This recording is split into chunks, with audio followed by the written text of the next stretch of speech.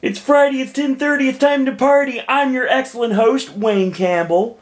With me as always is Garth. Party on, Wayne. Party on, Garth. Okay. I have no idea why I just opened with a Wayne's World reference. I just kind of wanted to do that and go, whoa, excellent. Dude, I totally need to watch those movies again. Mike Myers and Dana Carvey as Wayne and Garth, phenomenally hilarious. It's just totally a guilty pleasure. And I love the SNL movies. I like Night at the Roxbury. I love Coneheads. I like the Blues Brothers. All the SNL movies were really good. I mean, we won't talk about Superstar. But I was a Molly Shannon fan, and I get a lot of heat for that, but I was. But I have no idea why this is starting out this video today. But it is. And we are here. It is almost 11 o'clock at night, so close to 10:30. It's not Friday, it's Saturday. You know what Saturday means? It's time for Plus and Minus. Yay! So, people ask me, what park do you want to go to this week? And if you've already watched last week's video, you know the answer to that question. And if you watched not till the end of yesterday's video, you would know that I totally lost my mind and completely forgot what day it was. The fact it was Friday yesterday and not like Monday or Tuesday. So, you know the answer, and the answer is this. Disney's Hollywood Studios is my plus and minus today. Now, full disclosure, I'm a huge, and continue to be, a huge Disney MGM Studios fan.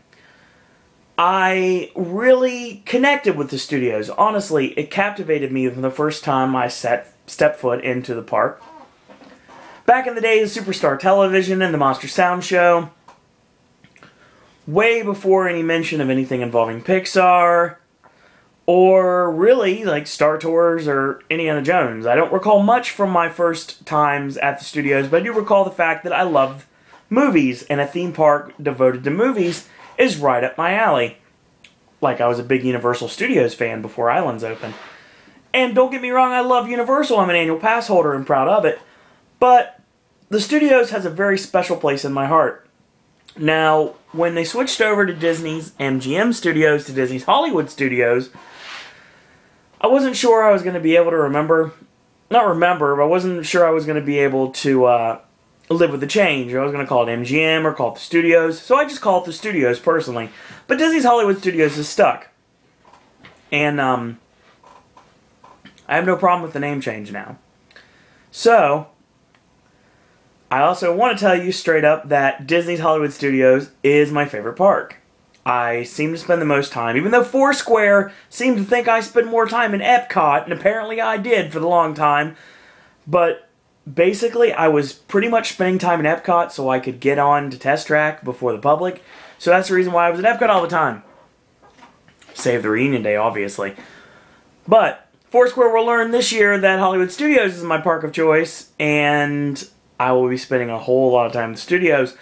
Now, we've got a plus and minus. I've got a map in front of me, and I've done some research, and I went into my wiki sites, and I found the maps of Walt Disney Studios Paris and Disney California Adventure. So basically, what I'm going to do is I'm going to plus and minus the studios in the way I know how. I'm going to add attractions from other parks in the right areas so I can make it a whole better theme park. And this whole half-day mantra that seems to follow it, and Animal Kingdom both, nah, not anymore. The plus and minus I did for Animal Kingdom, if you want to watch that video a couple of weeks ago, you'll see that I added a whole lot to Animal Kingdom, and there's a whole lot of differences. Now, with my new park, same with the studios. I'm going to make the studios into not only a destination, the destination of Walt Disney World Resort. And we're going to start with this. Now, I'm going to get the map in front of me. Now, we're starting Hollywood Boulevard. And I'm looking at the map from this perspective, so I'm going to go 1A, 1B. Now, the first thing we need to do, the sorcerer hat, it's gone. Gone completely. Everybody be very happy that the fact I did that first, so that's the first thing we're doing. We're getting rid of the hat, getting rid of it. And we're bringing more shine to the Eiffel Tower, which is the original icon. Well, there's another icon that I want to bring out too. Not really an icon, but an experience, but I'll talk about that later. Now, the Great Movie Ride, I love it in all its intricacies and awesomeness, but when it comes down to it, most of the people that watch those movies and ride those rides have no idea what those movies are. Sadly, the children that ride that ride are like, I've heard this too, like, Mommy, what's that? What's that? What's that? And even the long reel at the very end of the ride badly needs to be updated. So I can go a lot of directions with this. Now, the proposed Muppets version of the Great Movie Ride, I love that idea, but I got another idea for the Muppets. And I want to bring that up later, because I definitely am using the Muppets in this. So, the Great Movie Ride gets some more updated scenes, more iconic scenes. Like, we have a lot of iconic scenes. You know, now that George Lucas has pretty much given us carte blanche, bring Star Wars into the Great Movie Ride. And I know that we are not Disney's MGM Studios anymore, but where's James Bond? James Bond needs to be in this. And Avatar, and even though I'm not an Avatar fan, there's a lot of really awesome films in Titanic. There's a lot of things that really need to be involved with the Great Movie Ride. And that's exactly what you do. You go in there and you find the scenes. The iconic scenes, obviously, The Wizard of Oz can stay, Casablanca can stay, and we do what we have to do to make up for the movies that nobody knows. Like, for example, I mean, Busby Berkeley's Footlight Parade, not many people have ever seen it or even know what it is. So there's a way to put over the musicals. I mean, we could talk about Chicago, we could talk about Moulin Rouge, we could talk about Les Miserables, we could talk about, well, I know I'd say we could talk about Rent, but maybe not for... This park would be the closest thing I could find if you want to talk about Rent at all. And then maybe you can do a tie-in with the Oz movies if it works really well, and The Wizard of Oz at the end of it. Or you can talk about Wicked, or you can do that. Horror movies, there's a lot of directions to go, but Universal covers the monsters, and Maniacs are way too extreme for this park. Well, this, like I said, once again, it's the park you could get away with it. But a little bit extreme, so there's a different way to go there. But, and then you take the actual ending montage, which is awesome, by the way, and you add some more movies to it. Obviously, you got Chronicles of Narnia in there. But, go a little further than that. Utilize more properties. So we got that. Brown Derby stays as is. Maybe the service gets a little bit better, or maybe that's just my first time. I need to go back to Brown Derby sometime soon. It might be in September. I haven't quite decided yet. Okay, now let's start doing some demo work. Now this is the best part of plus and minus. We're talking about plussing things, we're also minusing things, and vice versa. Now the first thing I would do, and this has nothing to do with the fact that I'm bitter because I lost twice, because you know what? I did get a lot of votes, and a lot of people told me I did get a lot of votes, but, you know, Idol's done. Idol jumped the shark, and in the next couple of years, there won't be an American Idol anymore. I mean, The Voice has taken, and X Factor has taken over, so you don't really want to latch onto those. If you still want to do karaoke, I think there's a place to put it, and I'll talk about that in the next couple of weeks. That I'll bring that up later to revamp another area that obviously I hold very dear. But we'll talk about that later. Now, the first thing I'm going to do is we're going to take American Idol Experience and totally get rid of it. 100%. It's gone.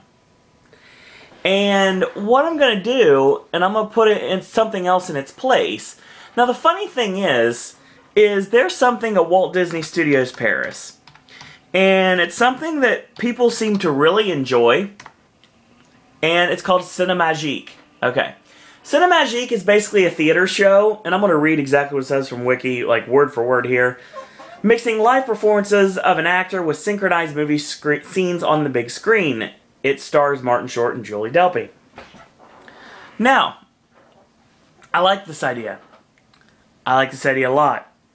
Cinemagique needs to be in America. And where's it going? It's going to Hollywood Studios.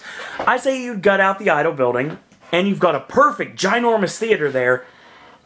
So you bring Cinemagique to Idol, and then you basically just watch the people come inside. They're going to get really excited. Like when Lights, Motors, Action first opened and it was packed all the time.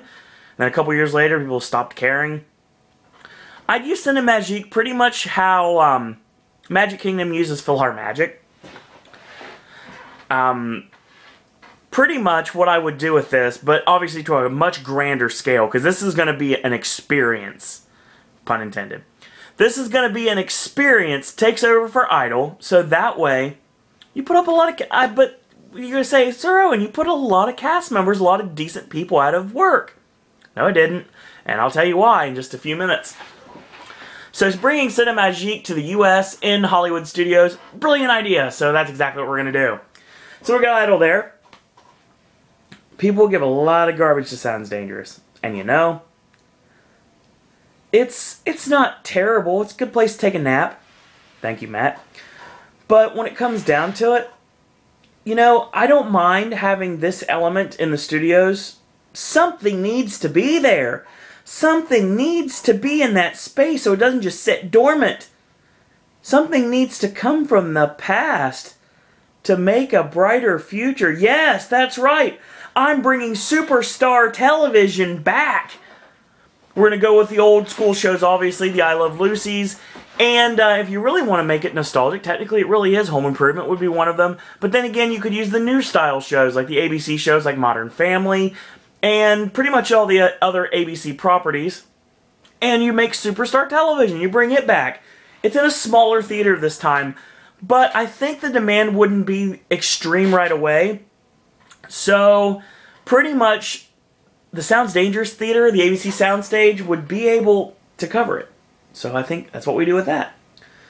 Now, a lot of my friends from the Comedy Warehouse work at Epic, which, for all of you people out there that don't know, is CM speak for Indiana Jones Epic Stunt Spectacular. And you know what? I'm finally going to just completely get rid of it. And it's about time that I do. And what I'm doing right now is I'm trying to go through all the different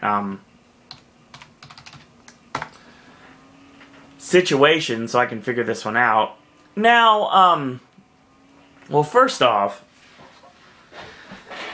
what you do is you get rid of that entire area. So now you have this big vacant spot, and you have nothing to put there. Yeah, you do. What you do is you bring Indiana Jones, the ride from Disneyland, finally the studios, which was what everybody's been wanting all along, so I'm finally going to do it. I'm going to bring Indiana Jones. Now, the difference, what I'm going to do this time is, I'm not going to make it a carbon copy.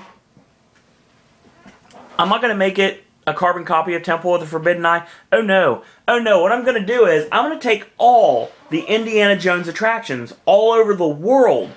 I'm going to find the best parts of each. We're going to stick with the dinosaur mantra, but make it a lot less jerky, because Indiana Jones is really jerky. And what we're going to do is, we're going to take the best parts of all the attractions and mix them together, write a new storyline to make everything fit together, and boom, you got the Indiana Jones adventure. So that's a great thing to do there, and everybody's been wanting it for so long, so you know what? I'm going to do it. I'm going to bring it in, and that's exactly what's going to happen. Now, before I start talking about that, I do want to bring up Disney Channel Rocks. And you know, Disney Channel Rocks, I've only seen once, and it was just like the half of it. I was a big fan of High School Musical. I'll admit it. I liked High School Musical. I liked the music. I love the story. And when it comes down to it, it worked really well. Now, Disney Channel Rocks, for me, doesn't work because I don't really know the songs. Now, what you do to update Disney Channel Rocks is, you can stick with the High School Musical stuff. You can bring in maybe some old school Hannah Montana. And pretty much like some Camp Rock and just the stuff that really did well. But this time you bring in some Ross Lynch. You can include some of the Austin and Ally music. And also if you want to, you can bring in Debbie Ryan, who obviously is on Jessie now. And you modernize this. Make it a lot about the Disney Channel Rocks. Make it brand new. You can add new songs to it. You can add new dance steps to it. And plus it to make it new again. So there you go. Now, alright, so the dining pretty much stays as is. If you want to do anything with Hollywood and Vine, well, I guess well, actually, no. Hollywood and Vine is fine as is, but you want to do something with the Disney Junior characters this time around. So, like Sophia the First, if it's still around by then, Doc McStuffins. Just like the Disney Junior, Peter, like the Neverland, Jake and the Neverland Pirates. You want to do that this time around. Maybe update Hollywood and Vine a little bit. So this time, it's the newer characters. Or, if you want to go a completely different route, how about you take a page out of what Universal could have done and take like old-timey movie characters like Humphrey Bogart, and you can put them, like, and have obviously some great improv actors, and of course you have a bunch of them on property and off property, and they could do some sort of like a Hollywood and Vine could turn into like a murder mystery theater, or a smaller, low-scale version of one. I mean, I think there needs to be a murder mystery type thing. I don't know if you really want to call it murder mystery because obviously there's kids there, but there's got to be a way to tweak it to make it work. Like, you got the 1920s and you got the citizens of Hollywood to help you out with this, so we can do like a whodunit. A whodunit would work really well, and that's what we do. We theme Hollywood and Vine at night. We have the kid, obviously we have the Disney Junior characters during the day. And at dinner time, we flip everything over and it becomes a whodunit dinner show. And I think that would work really well. Because I know a lot of people were talking about making the ad club into a dinner experience. Kind of like Hoop-Dee-Doo. And it would work, so I think this is the way to do it. Plus, Hollywood and Vine food, by and large, is not the greatest. So you make it a little bit different and you make it better. And once again, we plus it up. So there you go. I love primetime. I would bring back something I could eat there and make it a little bit better. I love the gimmick of primetime. It works really well. Men and Bills is fine. Anything is fine on this list, so we're going to go with. One thing I do want to do, though. But I can't talk about it yet till we get to something else, so it's kind of hard, but I'm going to have to. Now, what I'm going to do is, there's been a lot, and I do mean a lot, of people talking about the Comedy Warehouse again, and I'm very, very happy to say that. Now, the Premier Theater was the perfect place for the Comedy Warehouse shows, and if you promote them better, I think it would be a permanent spot, not just the holiday times. I think it'd be a permanent spot. But if you go the direction that I want to go, with something else, what you could do is, you can do maybe special holiday shows. Not just Christmas. Holiday shows like July 4th, like Halloween, Thanksgiving, Christmas. You could bring in the Comedy Warehouse for the holidays. But mainly you use Premier Theater. It just sits as is and becomes pretty much whatever you want to use it for. I mean, you want to use it for movies, you want to use it for the Comedy Warehouse, that's fine. And I wanted to put Comedy Warehouse here permanently. And then I thought about it and I realized there's a plus and minus I really need to do that would put it back where it belongs, back home again. And you know exactly what I'm talking about. And in about, I think, 3 weeks, I will do just that. So, Premiere pretty much stays as is, so we're fine with that. Muppet Vision, we get a new show, get a new movie. They go in, they shoot a new movie, and if you want to include, like, the new characters, you want to bring in Ricky Gervais, you want to bring in Amy Adams, you want to bring in the newer Muppets characters, and pretty much do it that way. You can theme it that way, and it's old school, but it's new school again, so it works really well. And I think you finally do something with Mama Melrose that they were going to do all along. Now, Mama Melrose was supposed to be a gimmick restaurant for the Muppets, and I think it fits perfectly to do just that. Now, you remember Rizzo's Diner in Muppets Take Manhattan. I think what you do in this case is you theme it that way, and we have a Muppets dining experience. And if you can have Muppets music playing, you can have Rizzo come out, kind of like how Remy comes out at Chefs de France. We can do it that way. Or we can do like interactive shows with the Muppets, kind of like they do on Disney Cruise Line with Crush and Animator's Palette. So that could work really well. So you could have different video screens all around, and normally they're showing like Muppets movie clips and television clips, but at some point what you do is the screen goes black and you hear like something like from the old Muppet Show, and the red curtain comes up, and all of a sudden Kermit or Fozzie or Gonzo or Miss Piggy, or a combination of all of them, or maybe Dr. Teeth. I mean, any of the Muppets characters could be just on the screen talking to you and interacting with you, and I think it worked really, really well. Kind of look at it as Muppets take Planet Hollywood. That's the best way I can think of to describe it. And you make it fit, and you make it work.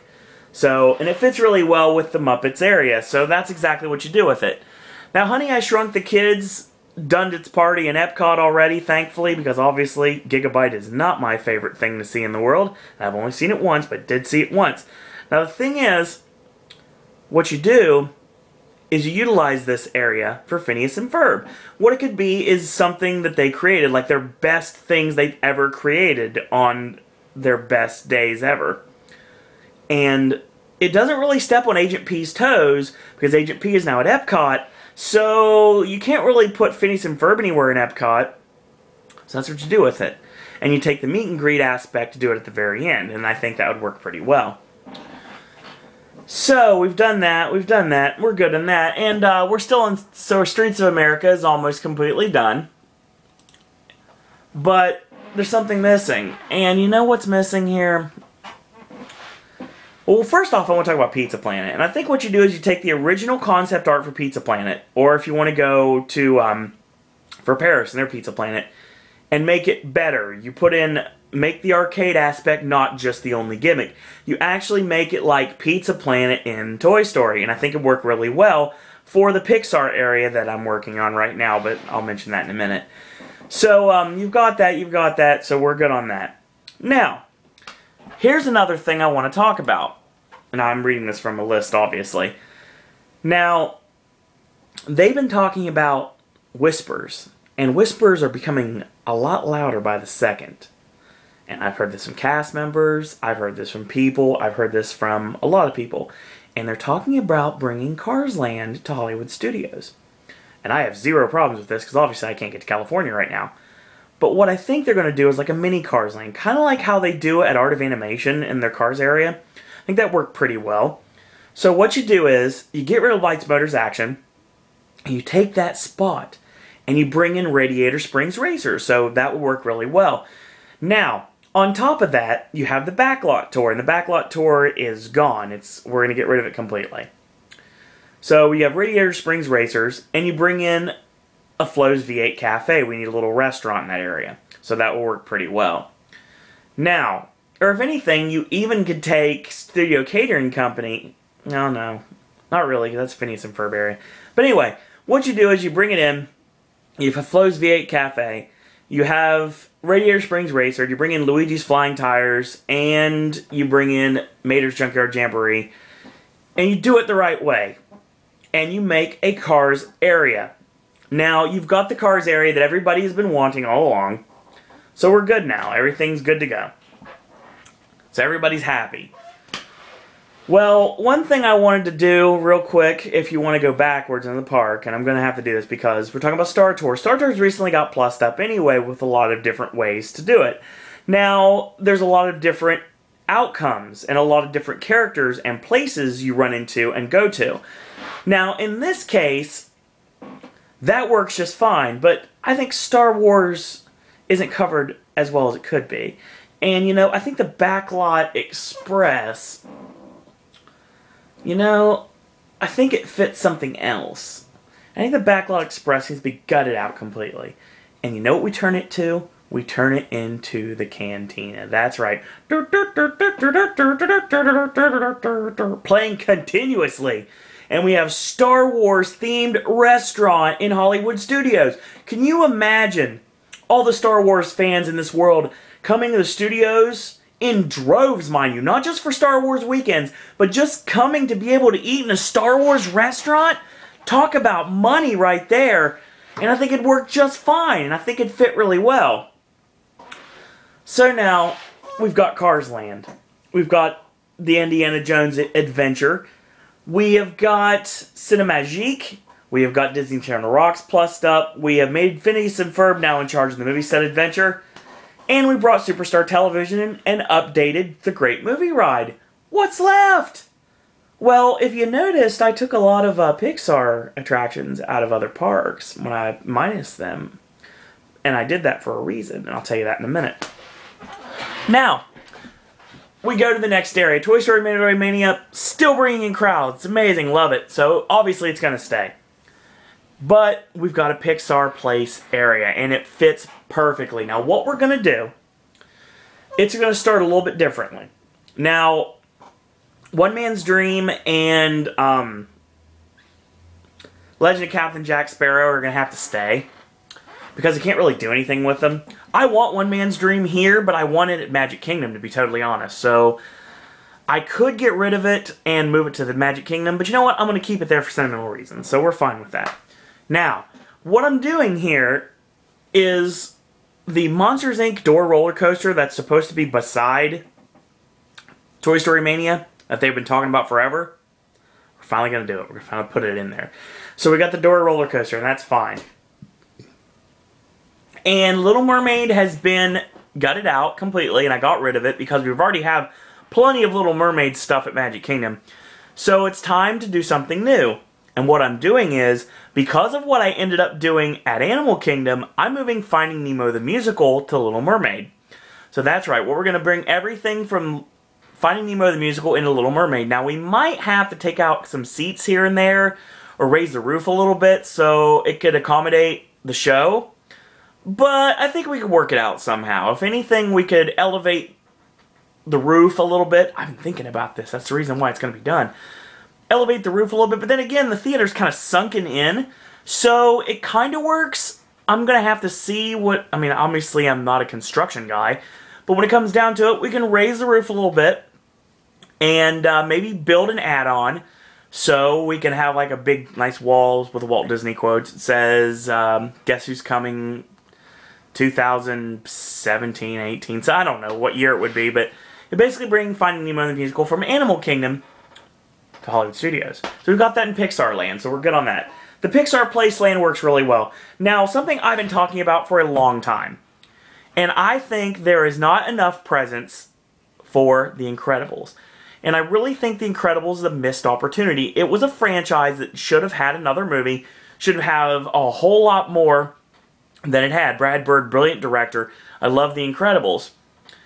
It's pretty much the closest Disney's going to get to a superhero movie. Well, it was. But anyway, pretty much what I want to do is I want to take the Spider-Man technology and I want to create an Incredibles attraction. And I want to use, obviously, Syndrome, my boy Jason Lee, as the heel for this. And we go on an adventure. We meet Edna Mode. We see all the Incredibles in action. And we basically go through pretty much the same story as Spider-Man, but you do it a whole lot differently. And you make it interactive, and I think it would do really well. And I've been championing this idea for a long time. So I think because I've got the pin now, I've got the book, I'm finally going to do this. And I'm going to bring an Incredibles attraction, Spider-Man style, to Hollywood Studios. And I think that worked really well. So basically we've done everything we need to do. And Magic of Disney Animation, Disney Junior, all that stays the same. And, you know, I really want to do something with Beauty and the Beast, but I can't. Because I can't really think of something to put there. I mean, I could put, like, Toy Story the Musical there. That's on DCL right now. But it really wouldn't fit because it's not in the right area. So, as for now, Beauty and the Beast stays as is. Or if you really want to, they're talking about bringing Tangled. A Tangled show to the studios. And that could work. I could see that. Now, they also want World of Color. Now, if you really want to go that direction, I changed Illuminations. And if you want to bring in World of Color, you're going to have to change it up a little bit, obviously, because I don't think the area that Fantasmic is in, I don't think that theater could hold World of Color, but I could be wrong. I've seen videotape. It's pretty much all I've seen. I've seen YouTube videos. But if you wanted to bring World of Color, that's fine. If you don't want to bring World of Color to make this completely like California Adventure, what you do is you plus Fantasmic. Find a way to bring the Captain Hook, Peter Pan ship battle, like their sword fight they have. And I want the dragon. We need a dragon. Because our dragon it's okay, but if you've been to Disneyland and you've seen the dragon they have for their Fantasmic, oh my god, you need to have it here. It fits too well. The Rock and Roller Coaster Tower of Terror, phenomenal. They're going to stay as is. All the experiences stay as is. Now, another thing I want to talk about too. Real quick, I've plussed everything, I've minused everything, changed some things around a little bit. Here's the thing I'm looking at right now. Animal Kingdom is getting Wilderness Explorers. Finally, something we tested out in 2011 that I very much enjoyed and might be a reason to bring me back to Animal Kingdom. 2. Epcot's got Agent P, which of course is the old Kim Possible, but plussed up a little bit as well. Disney has had a plus. 3. Sorcerers of the Magic Kingdom is great, although people need to learn how to wait their turn and not have to wait in line. There honestly needs to be Fast Pass Plus on Sorcerers sometimes. It's insane. 4. Apparently, there's getting a new attraction in Adventureland, a new interactive game. That's fine, I got no problems with that.